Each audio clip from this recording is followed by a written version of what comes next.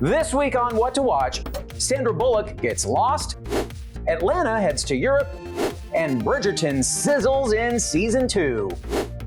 Hey everyone, welcome to Entertainment Weekly's What to Watch. I am your host, EW Senior Editor Gerrad Hall.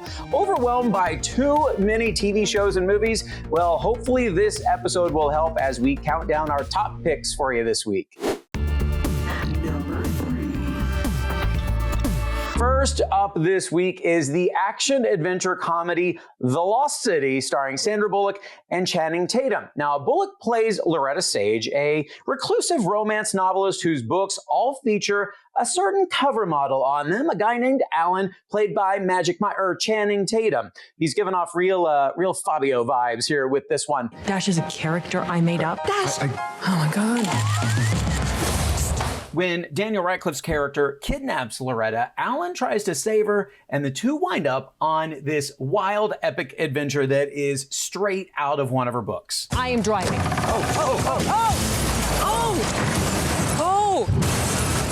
It had its premiere last week at the South by Southwest Film Festival. The movie star and Austin, Texas resident Sandra Bullock was there.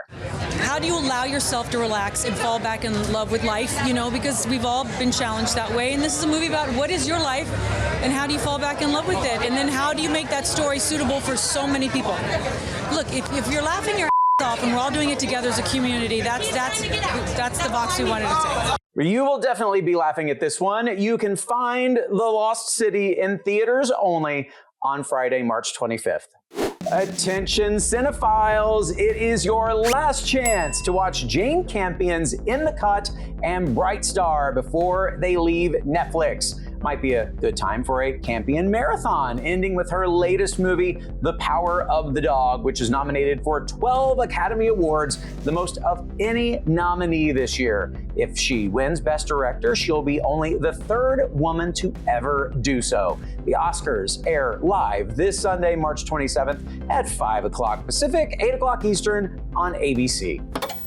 Our soundbite of the week comes to us from one of the funniest network comedies we have seen in quite a long time, Abbott Elementary. Now, the show's not been on for a few weeks. I've been on a little mini hiatus, but it is back this week and we could not be happier. In this particular clip, the school's principal, Ava, played by the hysterical Janelle James, finds out that Janine, played by the show's creator, Quinta Brunson, is teaching an after-school step class. Have a look. Step was my thing in college. Certainly wasn't academics. I hate school. I was my sorority step master. We won the step show 6 years in a row. Wait, 6 years? You know what? Okay. We should teach this step class together. Together? Like you and me? What else does together mean?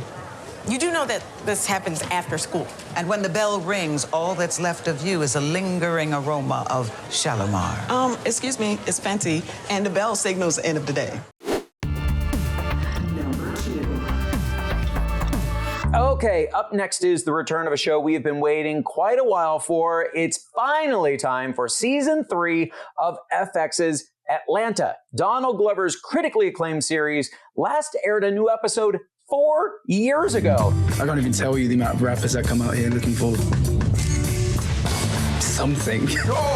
So what happens next on this show is really anybody's guess because nothing is ever what it seems on Atlanta. But we do know that Ern, Alfred, and Darius are on tour in Europe, and Van is moving in with her mother. We should probably get going. It's getting a bit intense. We also know that Atlanta will end with its 4th season. Seasons 3 and 4 were shot back to back, and all of the action gets underway this Thursday, March 24th at 10 o'clock on FX. Now it is time for one of my favorite parts of the show, hopefully quickly becoming one of yours too. We ask one of our own EW Digital TV editor, Ashley Boucher, what you watching? Hey everyone! So I just binged the first season of Starstruck on HBO Max ahead of the season 2 premiere this week. If you haven't seen it, it's a half-hour rom-com series that follows Jessie, a New Zealand expat who's living in London. During a New Year's Eve party, she ends up hooking up with this guy named Tom, only to find out the next day that he's actually a famous movie star. The first season chronicles how they keep running into each other over the course of the year, and without being too spoilery, it ends with them right on the precipice of actually becoming a couple. If you love rom-com moms like me, then this is definitely a series to check out. The episodes are nice and short. It's super bingeable. I watched the entire first season in one night. Jessie, who's played by the creator of the show, Rose Matafeo, is so lovable and so relatable. So if you love a good will they won't they romance story, catch up on season 1 before season 2 premieres Thursday, March 24th on HBO Max.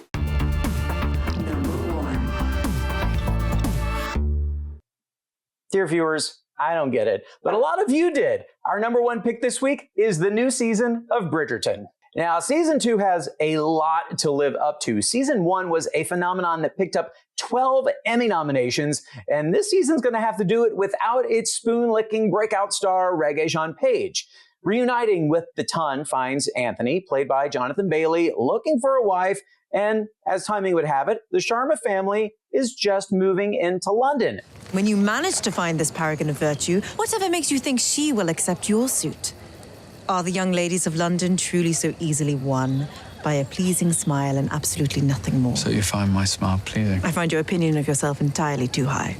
Your character is as deficient as your horsemanship. I shall bid you good night. EW had an absolute blast with the Bridgerton cast at the cover shoot for our March issue, and we spoke with them about what fans can expect this season. It was a lot of fun to play with Johnny. They begin as enemies and they're sparring off each other. But I think that transition from enemies to lovers is they both teach each other lessons on how to love, how to let it in. I think it's the greatest love story when he meets the person who makes him look inside. And that's what he's been needing to do for some time, I think. Well, I know a lot of you are in it for the romance. I'm in it for that adorable corgi. Oh, see? Season 2 drops Friday, March 25th on Netflix. Before we go, here is a little recap of this week's What to Watch picks. The Lost City opens Friday, March 25th, only in theaters. Atlanta returns Thursday, March 24th at 10 p.m. on FX. And Bridgerton's new season drops Friday, March 25th on Netflix.